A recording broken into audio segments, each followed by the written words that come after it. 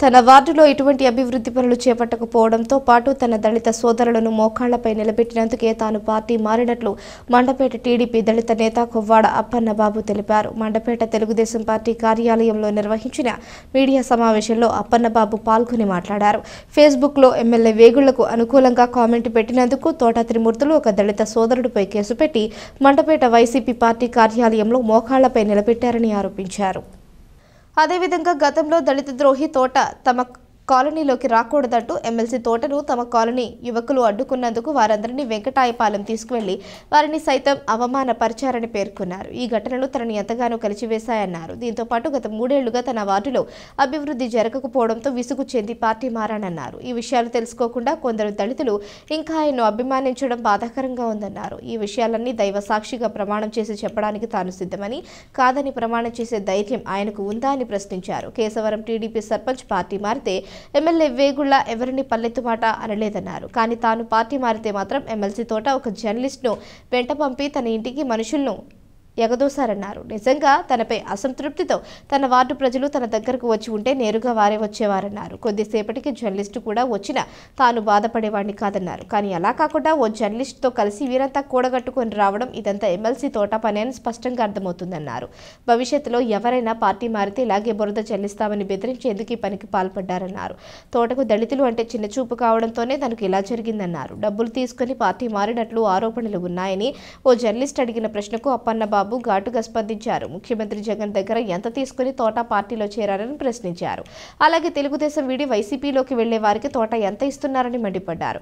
ఒకరు పార్టీ మారితే ఇలాగే బురద చెల్లుతారని ఆరోపణలను కొట్టిపారేశారు. ఇంకా చెప్పాలి అంటే ఒక్క రూపాయి కూడా తీసుకోకుండా పార్టీలో చేరినట్లు ప్రమాణం చేసే సత్తా తనకుందని, కాదు డబ్బులు తీసుకున్నారని ప్రమాణం చేసే ధైర్యం, ఆరోపణలు చేసే ధైర్యం వారికి ఉందా అని ప్రశ్నించారు.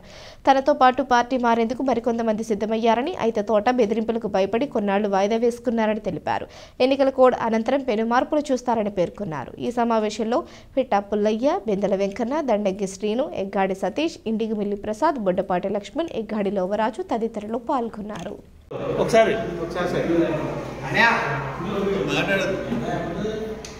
బయట డబ్బులు తీసుకొని పార్టీ మారని చెప్పేసి పుకార్లు బయట లేవనెత్తున్నారు. అయ్యా త్రిమూర్తులు గారు, మీరు మీ పార్టీలో జాయిన్ చేసుకున్న వాళ్ళని ఎంత డబ్బులు ఇచ్చి మీరు జాయిన్ చేసుకున్నారో, మీరు పార్టీలు మారుతున్నప్పుడు కూడా ఎంత డబ్బులు ఇచ్చుకొని మీరు పార్టీ మారుతారో అది మీ విజ్ఞతకి వదిలేస్తున్నాను నేను. అదేవిధంగా వార్డుల అభివృద్ధి కోసం కూడా మీకు చెప్తున్నాను నేను. డ్రైన్స్ గత 30 సంవత్సరాల నుంచి ఉన్న డ్రైన్లు అన్నీ కూడా పందికొక్కులు తొలిచేసి ఇసుక తగిలించిపోయి బద్దలిసిపోయి బయట ఉన్నారు. డ్రైన్లు కూడా ఎప్పటి నుంచో మీకు చెప్తున్నాను ఏమని చెప్పేసి అవి ఇప్పుడు కూడా అభివృద్ధిలోకి వెళ్ళలేదు. పార్కు అన్ని మొత్తం మండపేటలో ఉన్న అన్ని పార్కుల్లో కూడా నిధులు కేటాయించి అన్ని వస్తువులు అర్థం చేసి భయంకరమైన అభివృద్ధి చేశారు. కానీ దళిత వార్డులో ఉన్నటువంటి 11 వార్డు ఎప్పుడు కాంగ్రెస్ వైసీపీ వచ్చే ఇక వార్డుకి మీరు ఇచ్చే ప్రాధాన్యత ఏంటి అంటే దళిత వార్డుని మీరు గుర్తించలేనట్ట ఆ పార్కు ఆ విధంగా ఉన్నదండి. అదే కమ్యూనిటీ హాల్ మీరు మిగిలిన ప్రతి కులస్తుని కూడా మీరు ఇస్తున్నారు గ్రాంట్స్. నాకు అర్థమే వాళ్ళ కులస్తులు ఇస్తే చెప్పేసి నేను బాధపడటం కాదు, కానీ వాళ్ళందరికీ కూడా డెవలప్మెంట్ చేశారు. అది కూడా చాలా సంతోషిస్తున్నాను. అదేవిధంగా ఎక్కడైతే మన దళిత వాళ్ళలో ఉన్నటువంటి కమ్యూనిటీ హాల్ కూడా డెవలప్మెంట్ చేయాలి కదా, కానీ దళిత వాళ్ళలో కమ్యూనిటీని డెవలప్ చేయడం కారణం ఏంటి? అది మీ విజ్ఞతగా నేను వదిలేస్తున్నానండి. అది కూడా దళిత సోదరులందరూ కూడా గుర్తించుకోవాలని చెప్పేసి మరొకసారి మీడియా ముఖ్యంగా చెప్తున్నాను. మన దేవాది దేవుడి వందనాలు. మన ఇచ్చేసినటువంటి మీడియా ప్రతినిధులందరికీ కూడా నా జైలుండి. ఈరోజు ఈ ప్రెస్ మీట్ ఎన్నిసార్లు ఏర్పాటు చేసి ఉందంటే, మేము వైఎస్ఆర్ పార్టీ కౌన్సిలర్గా ఉన్నటువంటి మేము టీడీపీ పార్టీకి చేరి ఉన్నాం. ఎందువల్ల చేరి ఉన్నామని చెప్పి కారణం చెప్పడం కోసం చెప్పేసి మీకు పత్రికా ముఖంగా ఇక సభ ఏర్పాటు చేయడం జరిగింది. 2 కారణాలు ఉంటాయండి. ఒకటి, 11 వార్డుకి సంబంధించిన ఏదైనా సరే అభివృద్ధి పనులు కూడా జరగలేదు. ఇక్కడ ఎవరైతే నాయకత్వం వహిస్తున్నారో వైఎస్ఆర్ పార్టీ నుంచి ఆయన ద్వారా రౌడీ రాజకీయం, దళితులపై చూపించే కపట ప్రేమ, దళితులపై ఉన్న చిన్న చూపుదనాన్ని వరవలేక నేను తట్టుకోలేక నేను ఈ విధమైన నిర్ణయం తీసుకుని టీడీపీలో జాయిన్ అవ్వడం జరిగిందండి. అయితే మీరు అడుగుతారు ఏ విధంగా అప్పుడు జరగలేదని మీరు అనిపించింది. 11వ వార్డులో మేము అప్పుడే ఇంచుమించు దగ్గర సుమారు 3 సంవత్సరాలు అవుతుందండి కౌన్సిలర్గా పదవికి. ఈ పదవిలో ఉన్నంతసేపు కూడా వార్డులు అభివృద్ధి చేయాలన్న కాంక్షతో మేము దిగామండి. అయితే వార్డులో ఇప్పటికీ చాలా మార్లు ఎమ్మెల్సీ మూర్తులు గారికి మా వార్డులో అభివృద్ధితో ఏవే వర్కులు ఉన్నాయి ఆ వర్కుల మొత్తం కూడా వివరాలు ఇవ్వడం జరిగిందండి. అవి మరలా మేమే చాలాసార్లు మళ్ళీ కొన్ని వెళ్ళిపోయిన తర్వాత మళ్ళీ అక్కడ ఎజెండాలోకి వచ్చేలాగా కౌన్సిల్ తీర్మానం చేసేలాగా మేము బలం చేపట్టి అవి కూడా ఎజెండాలో తీర్మానం వచ్చినాయండి. ఎజెండా తీర్మానం ఇచ్చిన వర్కుల్ని మరలా టెండర్ తీసుకెళ్లే బాధ్యత కూడా వాళ్ళు ఎప్పటికప్పుడు అప్డేట్ చేసుకోవాలి, కానీ అవి కూడా వారు చేయలేకపోయారండి. అది నేనే ఇక్కడ ఒక కాంట్రాక్టర్ పట్టుకొని సార్ మీరు వర్కులు కొంచెం టెండర్ వేయించి చెప్పేసి అడగడం జరిగింది.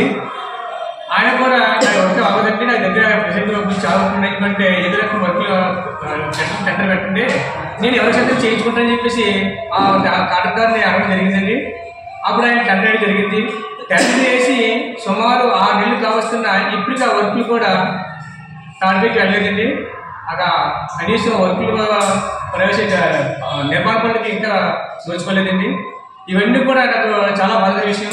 కేవలం పదవి అంటే ఏదో ఇల్లు కదా, యుద్ధం కదా, నిత్యం కదా, ప్రజలకి ఇంకా పోలే ఏదో పదవిని మెల్లో ఒక అలంకారప్రాయంగా తిరిగేసి ఒక వందతనంగా నేను చేయడం కోసం నేను దిగలేదు సార్. కేవలం వార్డులో ప్రజలకి ఒక అభివృద్ధి చేయడం కోసం ఆ అభివృద్ధి అనేది నేను నేర్చుకోలేకపోయామండి. అది చాలా నాకు బాధపెట్టిన విషయం.